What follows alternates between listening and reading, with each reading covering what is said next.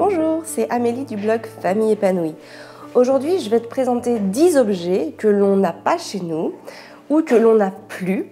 Et du coup, je vais t'expliquer soit pourquoi on ne les a pas, pourquoi on ne les a jamais eus, soit pourquoi on ne les a plus et ce que ça change dans notre quotidien et ce que l'on transmet aussi par rapport à ça comme valeur à nos enfants. Alors, j'ai essayé de choisir 10 objets sur le thème de la cuisine et de la salle de bain. Des objets qu'on retrouve dans la plupart des foyers et que chez nous, en fait, on a décidé de ne pas avoir ou de ne plus avoir pour des raisons écologiques, pour des raisons minimalistes, pour des raisons de choix environnementaux. Et aussi, voilà, ce sont des valeurs que l'on transmet aux enfants parce que je pense que la transmission ne se fait pas que par les apprentissages, que par la façon d'être, la façon de se comporter. Il y a aussi toutes ces valeurs écologiques que l'on veut transmettre à nos enfants. Donc c'est très important, en tout cas pour nous, de leur apprendre dès le plus jeune âge qu'on peut se passer de certains objets que l'on retrouve en masse dans les grandes surfaces ou dans les magasins ou même chez les autres, tout simplement, mais que nous, on peut aussi faire différemment pour le bien de la planète et aussi dans notre intérêt à nous, parce que c'est souvent du coup se désencombrer, et plus on se désencombre, plus notre esprit aussi est libre et désencombré aussi, tout simplement. Alors je vais commencer par te présenter les objets de la cuisine. Le premier objet que l'on retrouve chez beaucoup, et qui surprend d'ailleurs beaucoup de gens de notre entourage que l'on n'a pas chez nous, c'est le micro-ondes. Et oui, nous n'en avons pas. En fait, avec Fabien, on en a eu un il y a très longtemps, je crois que c'était quand on vivait à Paris. Donc, mais depuis 2010, du coup, on n'a plus de micro-ondes, donc on se sert d'une casserole pour faire réchauffer les restes. Et voilà, c'est très pratique, ça marche très bien, on vit très bien avec cette casserole. Et même pour éviter qu'il y ait trop de vaisselle, souvent donc nos restes sont dans des plats en verre ou en porcelaine, et bien en fait je les fais cuire au bain-marie, comme ça j'ai même pas besoin de laver la casserole après, c'est super pratique. Le deuxième objet que l'on a plus, c'est un presse-agrumes électrique. On en a eu un. Et puis, en fait, c'était toujours, fallait le sortir, fallait le prendre, fallait le laver, c'était compliqué. Donc, du coup, j'ai tout simplement acheté un presse-agrumes en verre. Du coup, pour le coup, c'est du verre. Au niveau de la matière, on est sur un matériau noble, alors que mon presse-agrumes mon presse-agrumes électrique était en plastique. Voilà, je vais y arriver. Et pour le coup, il était bourré de perturbateurs endocriniens, il prenait de la place, il consommait de l'énergie. Enfin bref, voilà. Ça, c'est dans un placard, il n'y a pas beaucoup moins en encombrement.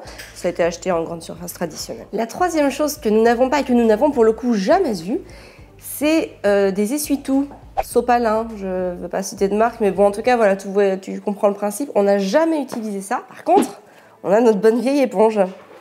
Voilà, c'est tout simple, mais c'est vrai qu'on n'a jamais eu l'habitude d'utiliser de sopalin. Moi, chez moi, quand j'étais petite, on n'en utilisait déjà pas. Donc je pense que ça vient de là aussi, je n'ai pas ce réflexe du jetable, de prendre un sopalin, d'essuyer quelque chose et de le jeter. Les éponges, elles se gardent au moins 2-3 semaines. D'ailleurs, je te parlerai de l'éponge à la fin de la vidéo. J'ai une petite info à te donner là-dessus, un petit défi que je me suis lancé. Ensuite, au niveau des enfants, nous n'avons jamais utilisé de couverts et d'assiettes de verre en plastique. Donc nous utilisons des petits couverts miniatures, donc ça c'est des petites fourchettes à dessert en fait à gâteau. Et puis ça ce sont des petites cuillères, elles sont plus petites que les nôtres, ce sont des cuillères à café, voilà. Et puis en assiette, alors ça c'est la taille que j'utilise pour Gaspard, en général j'utilise celle-là parce qu'elle est plus petite, plus adaptée devant lui, il peut mettre ses mains autour plus facilement. Arthur évidemment il mange déjà dans une assiette comme nous, en porcelaine. Alors oui, évidemment, au niveau de ces assiettes-là, on a de la casse, c'est clair. On en a encore cassé une ce matin. Parce que, en fait, Gaspard, il faut savoir qu'il emmène ses affaires au lave-vaisselle, il emmène tout. Donc parfois, ça lui arrive de lâcher. C'est rare, maintenant c'est de plus en plus rare, mais ça fait partie aussi des apprentissages. Et du coup, il va chercher l'aspirateur quand il a cassé quelque chose. C'est aussi important de lui faire réparer ses erreurs, même si je n'attends absolument pas que ça soit bien fait, il n'y a pas d'obligation de résultat. C'est juste dans la démarche que ça va se jouer. Et au niveau du verre, c'est pareil, c'est un verre en verre. Alors évidemment, je n'investis pas dans des objets de collection au niveau de la vaisselle. On prend des choses assez simples, premier prix en général, ou du moins voilà, des choses standards que je puisse racheter assez facilement pour ne pas non plus avoir d'une vaisselle complètement dépareillée. Dernière chose que l'on n'a pas en cuisine, c'est la machine à café électrique. On en a une, Fabien en avait une, moi je ne bois pas de café. Par contre, Fabien en avait une et il a décidé de plus en avoir parce que voilà, c'est du plastique en plus, ça consomme de l'électricité. Les petites capsules sont bourrées de perturbateurs endocriniens, etc. Donc c'était pas forcément top. À la place, il s'est acheté une toute petite machine à café, 1 ou 2 tasses. Voilà, c'est une machine à café italienne et ça lui permet de se faire ses petits expressos au cours de la journée. Pour le matin, il a exactement la même, mais en grande, en 6 ou 10 tasses, je sais plus. Au niveau de la salle de bain, maintenant, il y a aussi beaucoup de choses qu'on retrouve chez plein de gens, et puis en gros, en masse, dans les grandes surfaces, que nous n'avons plus. Alors, la première, ça va être tout ce qui est tampons, serviettes hygiéniques. À la place, j'utilise une coupe. J'utilise depuis 4 ans et demi, en fait, depuis la naissance d'Arthur, donc c'est toujours la même. Elle m'a coûté 10 ou 12 euros, je me rappelle plus, mais c'était vraiment pas cher. Voilà, niveau rentabilité, il n'y a pas mieux, c'est du silicone, c'est bon pour mon corps, enfin en tout cas c'est largement mieux que le tampon qui absorbe tout, toute la flore vaginale et franchement c'est très facile à mettre. Une fois qu'on a chopé le truc, il n'y a rien de plus simple et c'est super écologique. Enfin moi j'ai complètement adopté. Et au niveau des protège-slips, maintenant j'utilise des protège-slips en coton bio, donc voilà j'en ai 6, ça me suffit largement. Et au moins, de cette manière-là, je n'ai plus à gérer du déchet. La deuxième chose que nous n'avons plus dans notre salle de bain, ce sont les shampoings, les gels douche et les déodorants que l'on peut acheter en grande surface qui sont bourrés de produits toxiques pour la santé et l'environnement. À la place, on utilise un savon d'Alep posé sur sa savonnette. Donc c'est un savon d'Alep bio que j'utilise pour laver tout le corps et les cheveux pour les garçons, donc Fabien, Arthur et Gaspard. Moi j'ai déjà testé au niveau de mes cheveux, c'est pas top, ça les lave pas très bien, le savon d'Alep c'est pas top. Donc du coup j'utilise un shampoing bio fabriqué en France de la marque WAM, celui-là je l'aime beaucoup. Voilà, et au niveau du déodorant, eh bien on fait très simple, on utilise simplement de la Palmarosa, donc l'huile essentielle de Palmarosa, que l'on se met une petite goutte sous chaque aisselle. Moi, j'en utilise qu'en été parce qu'en fait, je ne transpire pas s'il ne fait pas chaud. Donc voilà, en fait, le déo, on ne l'utilise plus depuis très longtemps, le déo chimique. Avant, on utilisait une pierre d'Alain et bon, elle s'est cassée 2 fois, on a réinvesti dans 2 pierres d'Alain. Mais le problème de la pierre d'Alain, c'est que pour le coup, ça évite la transpiration, mais ça n'enlevait pas la mauvaise odeur. Donc ça me gênait un petit peu l'été. C'était pas très confortable. Donc pour le coup, la Palmarosa n'empêche pas la transpiration, mais enlève les mauvaises odeurs. Donc pour le coup, je préfère largement transpirer un peu et au moins ne pas avoir de mauvaises odeurs. C'est le bon compromis. La troisième chose que je n'utilise pas dans ma salle de bain, ce sont les rasoirs jetables.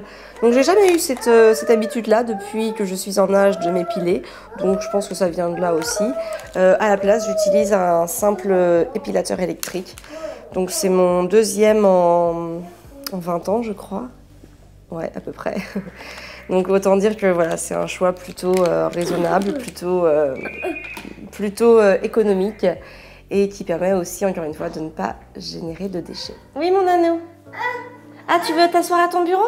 Tu peux aller voir ce qu'il veut, chérie? Je veux voir. Merci. La quatrième chose que je n'utilise plus du tout dans ma salle de bain non plus, ce sont les démake-up, les disques démaquillants. Enfin, tu connais le truc en coton. Donc ça, en fait, je me démaquille avec une huile démaquillante et ensuite, j'enlève l'excès d'huile avec cette petite éponge. Voilà, je la rince après à chaque fois au savon. Du coup, je la lave automatiquement. Elle sèche approximativement dans mon petit placard et je l'utilise donc tous les jours. J'ai la même depuis... 10 ans, je dirais. Ça fait 10 ans que j'ai pas changé d'éponge. Donc je la lave évidemment des fois aussi en machine. Mais elle est hyper durable, elle est top, je l'adore et c'est bien pratique et ça évite encore une fois de générer du déchet. Et enfin, la dernière chose que je n'utilise pas dans ma salle de bain, c'est un sèche-cheveux. Alors j'en ai un depuis très longtemps. C'est toujours le même. Je me suis séché les cheveux dans le passé, mais depuis la naissance des enfants, je n'ai plus le temps de me sécher les cheveux, j'ai plus le temps forcément de me faire un brushing.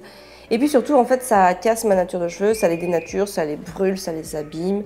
Donc je ne l'utilise plus, mes cheveux sèchent à l'air, à la température ambiante. Et voilà, et tout se passe très bien avec ça. Alors peut-être que cette vidéo t'a donné des idées, qu'elle pourra t'inspirer pour ton quotidien. Donc n'hésite pas à l'aimer, à la partager. Tu peux aussi t'abonner à notre chaîne YouTube. En fait, l'intérêt c'est que tu vas recevoir les notifications pour la sortie des vidéos en temps et en heure. Et comme ça, en fait, tu peux participer aux commentaires. Il faut savoir que j'essaye de répondre à tous les commentaires, mais forcément, plus ils sont mis rapidement sous la vidéo, plus j'y réponds vite parce que si tu veux, en fait, si une vidéo elle a déjà 3-4 jours et que tu mets un commentaire, moi je le vois plus, c'est dans le fil des commentaires, c'est plus difficile pour moi de réagir et d'intervenir et de répondre aux commentaires. Donc l'intérêt des notifications de vidéos, c'est ça, c'est que tu peux directement réagir et moi je réponds beaucoup plus rapidement. Si la thématique t'intéresse, je pourrais aussi te faire des vidéos dans le même genre sur la chambre, sur le dressing, sur le bureau, sur le jardin, enfin bref, des objets que l'on n'utilise pas et que l'on retrouve chez la plupart des gens et voilà, et qui nous permet de vivre en étant un peu plus des minimalistes et un peu plus zéro déchet aussi, même si voilà, c'est pas non plus notre cheval de bataille. C'est vrai que l'important, c'est vraiment de se désencombrer au quotidien. En début de vidéo, je t'ai parlé de mon éponge de cuisine que je voulais, voilà, j'avais quelque chose à te dire dessus. Donc en fait, le truc, c'est que je voudrais ne plus acheter d'éponge et je voudrais à la place fabriquer mon propre tawashi. Donc c'est une éponge japonaise fabriquée à base de fibres naturelles. Et pour le coup, en fait, on peut récupérer des collants ou des vieux t-shirts. Il suffit juste de découper des lanières de tissu et donc le fabriquer. Ça demande un tout petit peu de matériel parce qu'il faut soit un tricotin assez grand, soit une petite planche dans laquelle je peux tisser mon tawashi. Donc voilà, juste le temps que je me mette à le faire, que je passe le cap. Et ensuite, mon défi personnel au niveau de mon éponge de cuisine sera réussi. Donc je te tiendrai au courant quand j'aurai fabriqué mon premier tawashi. Je n'accepte pas que tu sautes sur le canapé, chérie. Ça déforme tous les coussins du canapé. C'est pour cette raison. Donne-moi les deux mains. Assis-toi, mon ange. Voilà, viens avec moi. Voilà, bon, les enfants sont pas mal excités aujourd'hui. C'est le 1er mai, on va aller manger chez mes parents. Ils sont tout prêts, on est tout prêts, ils attendent. Donc voilà, j'espère que d'ailleurs ils n'ont pas fait trop de bruit sur la vidéo. Là, je suis toute seule pour m'en occuper. Donc forcément, des fois, ils ont besoin aussi de notre présence. Donc là, j'y vais. On va aller faire quelque chose, on va aller faire une activité. Ouais, tu veux? Et on va passer un bon lundi. Voilà, sur ce, prends soin de toi et de tes enfants.